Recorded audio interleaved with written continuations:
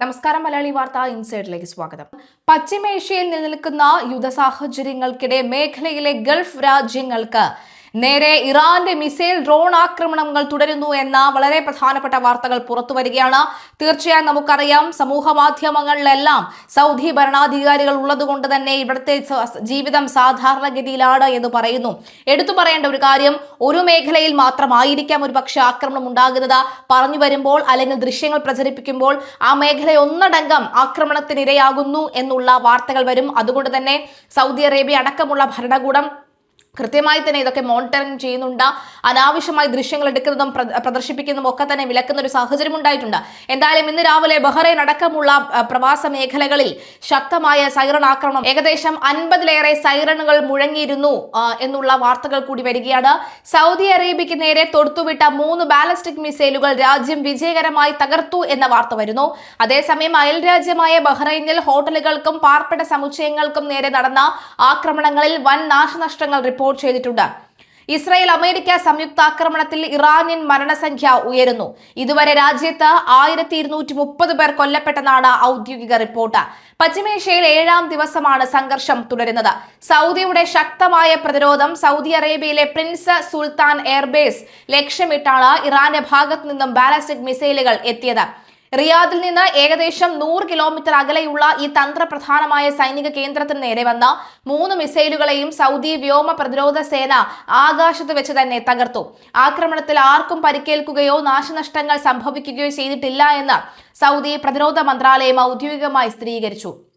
രാജ്യത്തിന്റെ കിഴക്കൻ പ്രവിശ്യകളിൽ എത്തിയ മറ്റു ഡ്രോണുകളും ക്രൂയിസ് മിസൈലുകളും സൈന്യം വിജയകരമായി പ്രതിരോധിച്ചതായും റിപ്പോർട്ടുകൾ ഉണ്ട്. ബഹ്റൈനിൽ നാശനഷ്ടങ്ങൾ ഉണ്ട്. ബഹ്റൈൻ തലസ്ഥാനമായ മനാമയിലെ ക്രൗൺ പ്ലാസ ഉൾപ്പെടെയുള്ള 2 പ്രമുഖ ഹോട്ടലുകൾക്കും ഒരു വലിയ പാർപ്പിട സമുച്ചയത്തിനും നേരെ മിസൈൽ ഡ്രോൺ ആക്രമണം ഉണ്ടായി. കെട്ടിടങ്ങളുടെ മുൻഭാഗം തകരുകയും തീപിടുത്തം ഉണ്ടാവുകയും ചെയ്തെങ്കിലും ആളപായം റിപ്പോർട്ട് ചെയ്തിട്ടില്ല എന്നത് ബഹ്റൈൻ ആഭ്യന്തര മന്ത്രാലയം പുറത്തുവിടുന്ന ആശ്വാസകരമായ വാർത്തയാണ്. US 5ാം കപ്പൽപ്പടയുടെ ആസ്ഥാനം സ്ഥിതി ചെയ്യുന്ന ബഹ്റൈനിൽ സുരക്ഷാ സംവിധാനങ്ങൾ ശക്തമാക്കിയിട്ടുണ്ട്. മനാമയിലെ ഹോട്ടലുകളിൽ താമസിക്കുന്ന തങ്ങളുടെ പൗരന്മാരോട് ജാഗ്രത പാലിക്കാനും സുരക്ഷിത സ്ഥാനങ്ങളിലേക്ക് മാറാനും US എംബസി നിർദ്ദേശം നൽകിക്കഴിഞ്ഞു.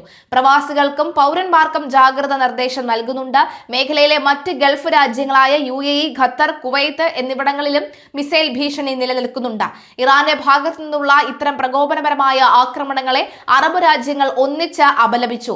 മനാമയിലെ ഹോട്ടലുകളിൽ താമസിക്കുന്ന തങ്ങളുടെ പൗരന്മാരോട് അതീവ ജാഗ്രത പാലിക്കാനും അടിയന്തര സാഹചര്യം ഉണ്ടായാൽ സുരക്ഷിത സ്ഥാനങ്ങളിലേക്ക് മാറാനും US എംബസി നിർദ്ദേശം നൽകിയിട്ടുണ്ട്.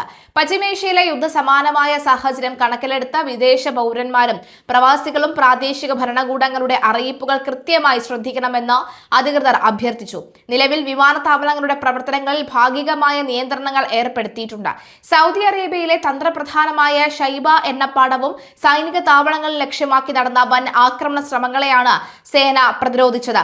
ശനിയാഴ്ച പുലർച്ചെ നടന്ന സംഭവത്തിൽ ഒരു ബാലിസ്റ്റിക് മിസൈലും 10ഓളം ഡ്രോണുകളുമാണ് വ്യോമ പ്രതിരോധ സേന വെടിവെച്ചിട്ടതെന്ന് പ്രതിരോധ മന്ത്രാലയ വക്താവ് മേജർ ജനറൽ തുർക്കി അൽ മാലിക്കി അറിയിച്ചു. രാജ്യത്തിന്റെ സാമ്പത്തിക സ്രോതസ്സായ ഷൈബ എണ്ണപ്പാടത്തെ ലക്ഷ്യമിട്ടായിരുന്നു പ്രധാന നീക്കം നടന്നത്. വിജനമായ റൂബുൽ ഖാലി മേഖലയിലൂടെ എണ്ണപ്പാടം ലക്ഷ്യമാക്കി എത്തിയ ഡ്രോണുകളെ 2 ഘട്ടങ്ങളിലായാണ് തകർത്തത്. ആദ്യഘട്ടത്തിൽ 4 ഡ്രോണുകൾ തടഞ്ഞു നശിപ്പിച്ചു. തൊട്ടു പിന്നാലെ ഇതേ മേഖലയിൽ വെച്ച് 6 ഡ്രോണുകൾ കൂടി വെടിവെച്ചിട്ടു. ഇതോടെ ഷബൈബ് നേരെ ആക്രമണം നീക്കത്തിനായി എത്തിയ ആകെ 10 ഡ്രോണുകൾ പ്രതിരോധ നിര തകർത്തു. എണ്ണപ്പാടത്തിന് പുറമെ സൗദിയിലെ പ്രമുഖ സൈനിക കേന്ദ്രമായ അൽ ഗർജിലെ അമീർ സുൽത്താൻ എയർബേസ് ലക്ഷ്യമാക്കി തൊടുത്തുവിട്ട ഒരു ബാലിസ്റ്റിക് മിസൈലും പ്രതിരോധ സേന ആകാശത്ത് വെച്ച് തന്നെ നശിപ്പിച്ചു. കഴിഞ്ഞ ദിവസങ്ങളിലും റിയാദിന് സമീപമുള്ള വിവിധ മേഖലകളിൽ സമാധാന ആക്രമണ ശ്രമങ്ങൾ നടന്നിരുന്നതായി മന്ത്രാലയം വ്യക്തമാക്കി. ഇതിന്റെ വിശദാംശങ്ങൾ താഴെ പറയുന്നവയാണ്. ലക്ഷ്യമിട്ട സ്ഥലങ്ങൾ: കിഴക്കൻ റിയാദ്, വടക്ക് കിഴക്കൻ റിയാദ്, അൽ ഖർജ പ്രവിശ്യ, അമീർ സുൽത്താൻ എയർബേസ് എന്നിവ. തകർത്തവ 5 ബാലിസ്റ്റിക് ക്രൂയിസ് മിസൈലുകളും 6 ഡ്രോണുകളും. രാജ്യത്തിന്റെ സുരക്ഷയ്ക്കും സാമ്പത്തിക സ്രോതസ്സുകൾക്കും നേരെ ഉണ്ടാകുന്ന ഇത്തരം ഭീഷണികളെയും നീക്കങ്ങളെയും അതിശക്തമായി തന്നെ നേരിടും. മേജർ ജനറൽ തുർക്കി അൽ മാലിക്കിയാണ് ഇക്കാര്യം വ്യക്തമാക്കിയത്. മേഖലയിലെ സമാധാനവും സുരക്ഷയും ഉറപ്പാക്കാൻ പ്രതിരോധ സേന സജ്ജമാണെന്നും ഔദ്യോഗിക വക്താവ് കൂട്ടിച്ചേർത്തു. ഇറാന്റെ മിസൈൽ ആക്രമണത്തിന് സാധ്യതയുണ്ട് എന്ന് ദുബായ് നിവാസികൾക്ക് മുന്നറിയിപ്പ് നൽകി UAE അധികൃതർ. മൊബൈൽ ഫോൺ സന്ദർശനങ്ങളിലൂടെയാണ് ഇന്ന് മിസൈൽ ആക്രമണം ഉണ്ടാകാൻ സാധ്യതയുണ്ടെന്നും ജാഗ്രത പാലിക്കണമെന്നും അറിയിച്ചുള്ള മുന്നറിയിപ്പ് സന്ദേശമെത്തി. പുറത്തിറങ്ങരുതെന്നും ഏത് സാഹചര്യവും നേരിടാൻ തയ്യാറായിരിക്കണമെന്നും നിർദ്ദേശങ്ങളിൽ പറയുന്നു. തങ്ങൾക്ക് തുടർച്ചയായി 4 തവണ ഫോണിലൂടെ അലേർട്ട് ലഭിച്ചെന്നും അടിയന്തര സാഹചര്യത്തെ നേരിടാനുള്ള ആവശ്യ വസ്തുക്കൾ നേരത്തെ തന്നെ ശേഖരിച്ചു വെച്ചിട്ടുണ്ടെന്നും ദുബായ് നിവാസികൾ പറയുന്നു. പാസ്പോർട്ട് ഉൾപ്പെടെയുള്ള രേഖകൾ അടങ്ങിയ ബാഗുകളും ചിലർ തയ്യാറാക്കി വെച്ചിട്ടുണ്ട്. ഇറാനിലേക്ക് ഇസ്രയേലും US നടത്തുന്ന സംയുക്ത ആക്രമണങ്ങൾക്ക് പകരമായി ഗൾഫ് രാജ്യങ്ങളിലുള്ള അമേരിക്കൻ വ്യോമതാവളങ്ങളാണ് ഇറാൻ ലക്ഷ്യമിടുന്നത്. ഇതേ തുടർന്ന് ഗൾഫ് മേഖലയിലൂടെയുള്ള വിമാന സർവീസുകൾ വലിയ രീതിയിൽ റദ്ദാക്കിയിരുന്നു. വിമാന സർവീസുകൾ തടസ്സപ്പെട്ടതിനെ തുടർന്ന് നിരവധി ഇന്ത്യൻ യാത്രക്കാർ യാത്രാ പ്രതിസന്ധിയിൽ ആണ്. ഗൾഫ് മേഖലയിൽ കുടുങ്ങിയ ഇന്ത്യക്കാർ മാർച്ച് 2 മുതലാണ് തിരികെ എത്തി തുടങ്ങിയത്. അതേസമയം UAE സർക്കാർ സാഹചര്യത്തെ വളരെ മികച്ച രീതിയിൽ കൈകാര്യം ചെയ്യുന്നുണ്ടെന്നും തങ്ങൾക്കു വേണ്ട എല്ലാ സഹായങ്ങളും ചെയ്തു തന്നിരുന്നെന്നും ആണ് മടങ്ങിയെത്തിയവർ പറയുന്നത്. തങ്ങളിൽ എവിടെ സുരക്ഷിതരാണ് എന്നും ഭയപ്പെടേണ്ട സാഹചര്യം ഇല്ലെന്നും ദുബായ് നിവാസികളും അറിയിക്കുന്നു. കുറച്ച് ദിവസങ്ങൾക്കുള്ളിൽ യുദ്ധം അവസാനിക്കുമെന്നും അതിനുവേണ്ട ചർച്ചകൾ നടത്തുന്നുണ്ടെന്നുമാണ് UAE സർക്കാർ ജനങ്ങൾക്ക് ഉറപ്പ് നൽകുന്നത്.